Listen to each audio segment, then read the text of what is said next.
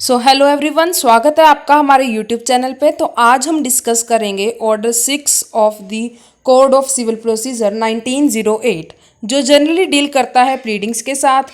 So let's start from the rule 1।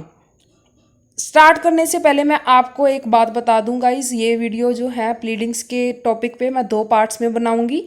पहला part generally deal करेगा amendment of the pleadings के rules तक, ठीक है। सिर्फ और सिर्फ मैं आपको मीनिंग ही बताऊंगी अमेंडमेंट का आज। और कल की जो वीडियो होगी, कल मैं आपको amendment of pleadings in depth सारा with the help of the case laws, English law में हो चाहे वो इंडियन लॉ में हो, उसकी एक सेपरेट से वीडियो बनाऊंगी, ठीक है। So let's start from the rule 1। Rule 1 deal करता है pleading shall include plaint and written statement. आपको पता ही होगा प्लेंट कौन फाइल करता है, plaintiff, and written statement by defendant. इन दोनों को मिलाकर ही प्लीडिंग कहते हैं। एक एक्सपर्ट है जिनकी डेफिनेशन है बाय एमसी मोघा। उन्होंने कहा है कि प्लीडिंग्स जनरली रिटन स्टेटमेंट होती हैं जो पार्टीज फाइल करती हैं। उनमें क्या होता है, फैक्ट्स होते हैं केस के, ठीक है, basic facts and knowledge to other about the facts. दूसरी पार्टी को नॉलेज देते हैं ताकि कि वो प्रिपेयर कर सके अपना case in answer of it, ठीक है। अब हम बात करते हैं मनफुल सिंह वर्सेस सुरिंदर सिंह में जो कोर्ट ने बताया है प्लीडिंग्स के बारे उनमें, ठीक है। So pleading states firstly facts of the case, help करता है कोर्ट को to determine the real question of issue. भाई मुद्दे की बात क्या है दोनों पार्टीज में, ठीक है, वो उसकी हेल्प करता है। जो रिलीफ क्लेम किया जाता है by the both of the parties, उसको डिटर्मिन करने की में हेल्प करता है, and contentions of the party, ठीक है। सो ये तो था रूल 1। अब हम शुरू करते हैं rule 2। So let me adjust this. So rule 2 में जनरली बताया गया है what are the essentials of the pleading. आपको सीधा क्वेश्चन भी आ सकता है एग्जामिनेशन में, ठीक है। तो आपने रूल 2 लिखना है। आप थोड़ी सी इंट्रोडक्शन दे सकते हैं रूल 1 की फॉर द आंसर, ठीक है। सो पहला एसेंशियल है कि state facts not law. Court कहता है कि भाई आप हमको लॉ ना बताएं, लॉ हमने ऑलरेडी ही पढ़ा हुआ है, आप केस के जो फैक्ट्स हैं वो बताएं। जैसे कि मैंने इस एग्जाम्पल में आपको क्लैरिफाई करने की बहुत ज़्यादा कोशिश की है। आर जो है वो मॉर्टगेजर है, ई है मॉर्टगेजी, इन दोनों में मॉर्टगेज का सूट है। अगर भाई इन दोनों के प्लीडर्स जो हैं कोर्ट को कहे कि भाई फलानी प्रोविज़न जो है टीपीए की या लोकल लॉ की वो डील करती है मॉर्टगेज से, ठीक है, तो कोर्ट कहेगी कि प्लीज़ आप हमें ये सब मत बताएं, आप हमें केस के फैक्ट्स बताएं, ठीक है। तो ये है state facts not law. Second है प्लीड फैक्ट्स नॉट एविडेंस, ठीक है। इसमें आप जिक्र कर सकते हैं फैक्टम प्रोबेंडम नॉट फैक्टम प्रोबेंशिया। आपको इस फ्रेज के बारे में आई होप पता ही होगा, ठीक है। अगर आपको नहीं भी पता तो आप इलस्ट्रेशन लिख सकते हैं ये वाली, तो आपको ज़्यादा क्लैरिटी हो जाएगी।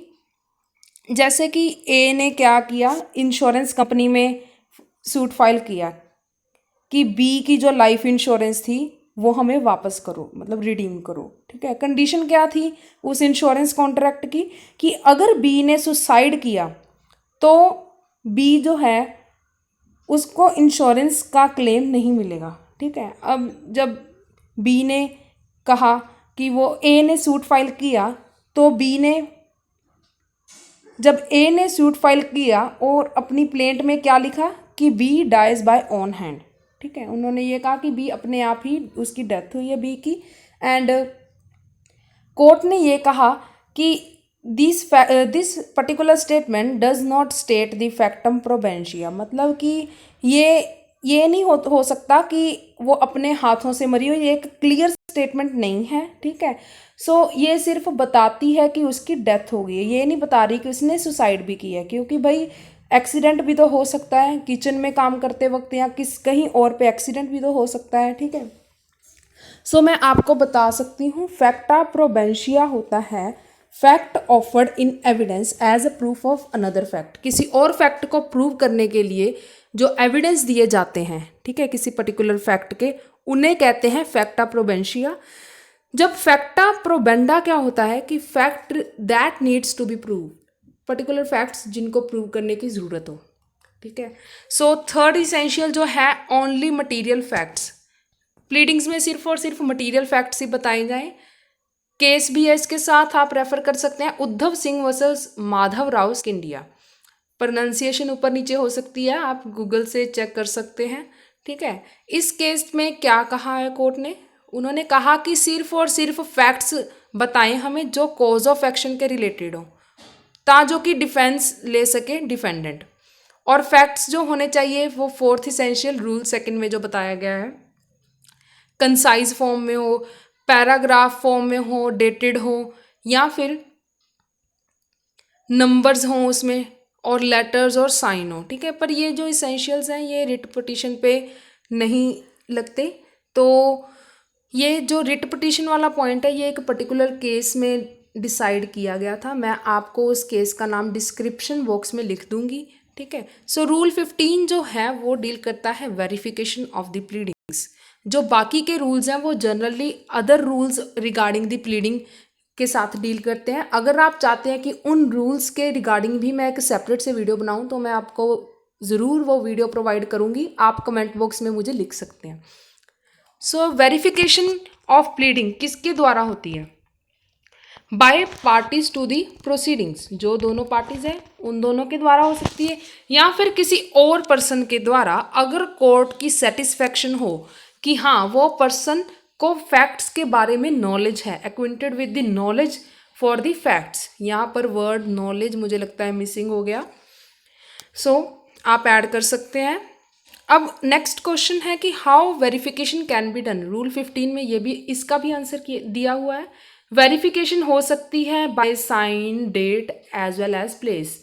अगर आपने साइन के साथ वेरिफिकेशन करानी है, डेट एंड प्लेस भी आपको लिखना मैंडेटरी है। अगर आपने एफिडेविट करना है फाइल फॉर द वेरिफिकेशन, वो भी एक अल्टरनेटिव मौजूद है under rule 15। So let's start for the other provision. Rule 16 struck out of the pleadings. जब एक प्लीडिंग्स में से कुछ स्ट्रक आउट ख़त्म करना हो प्लीडिंग्स को, कुछ पार्ट या फिर प्लीडिंग्स को ही, किस टाइम हो सकती है? At the any time amend कर सकते हैं और स्ट्रक आउट कर सकते हैं प्लीडिंग। कब? जब अननेसेसरी, विक्सेशियस, फ्रिवलस, स्कैंडलस, प्रेजुडाइस और embrace delay abuse the process of the court. जब ये सब इसेंशियल हो, मतलब कि कोर्ट को लगे कि उसका जो है टाइम वेस्ट हो रहा है, अननेसेसरी है ये प्लीडिंग। ठीक है, एक बेहुदा सी प्लीडिंग है जिसपे कोई भी ना तुक बन रही है ना कुछ, सिर्फ और सिर्फ डिले के लिए ही है और abuse the process of the court इनके लिए ही है, तो कोर्ट क्या कर सकता है? Struck out the pleadings. एक केस है साथी विजय कुमार वर्सेस तोता सिंह। इसमें कोर्ट ने कहा है कि ये जो स्ट्रक आउट की पावर है ये कोर्ट की एक्स्ट्रा ऑर्डिनरी पावर है। So let's start from the rule 17, जिस पे डायरेक्ट क्वेश्चन बनते हैं एग्जामिनेशन पे, इसमें पीसीएस पे भी क्वेश्चन बनते हैं। सो आई होप आप इस रूल 17 को ध्यान से समझें। सो लेट मी एडजस्ट।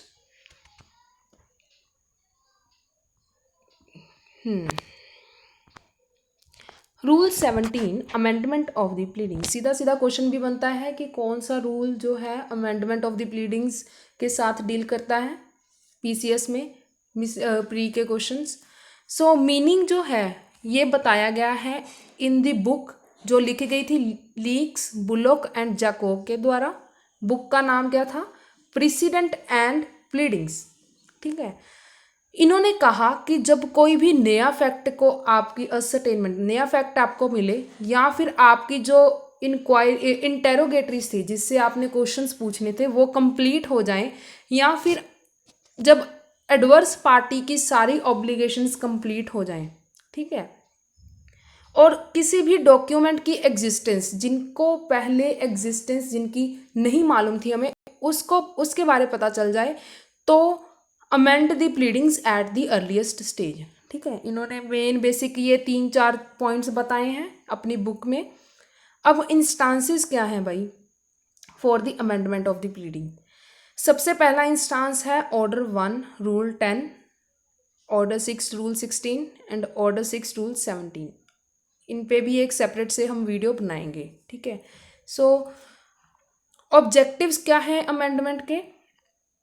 सबसे पहला कि ये जो अमेंडमेंट इसलिए की जाती है ताकि जो रियल क्वेश्चन है of the controversy between the two parties उनके बारे हम जान सके कि कौन सा रियल क्वेश्चन है इन दोनों पार्टी के बीच में एज अ कंट्रोवर्सी।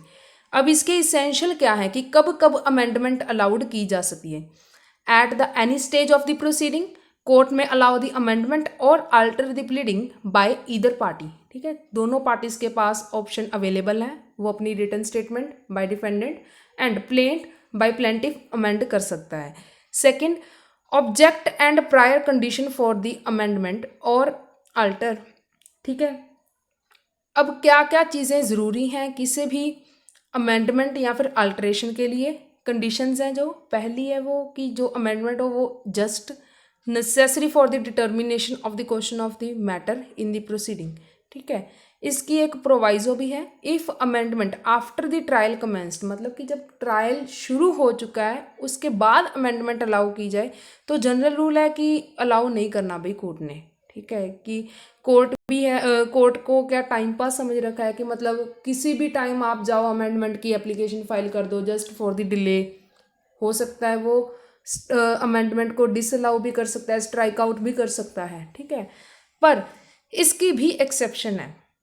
अगर पार्टी जो है with due diligence not able to amend at the time of the commencement of the proceeding, मतलब ये टोटली डिस्क्रिशनरी पावर है कोर्ट की कि वो अमेंडमेंट को अलाउ कर सकते हैं कि नहीं। सो गाइज, जो अमेंडमेंट ऑफ प्लीडिंग्स के बाकी कंसेप्ट हैं और केसेस हैं उनको हम नेक्स्ट वीडियो में कवर करेंगे। आई होप आपको सारे कंसेप्ट समझ आ गए होंगे। तो अगर आपको वीडियो ये पसंद आई हो so please like, comment, share and subscribe my channel and also comment अगर आपको कोई भी क्वारी हो। Thank you.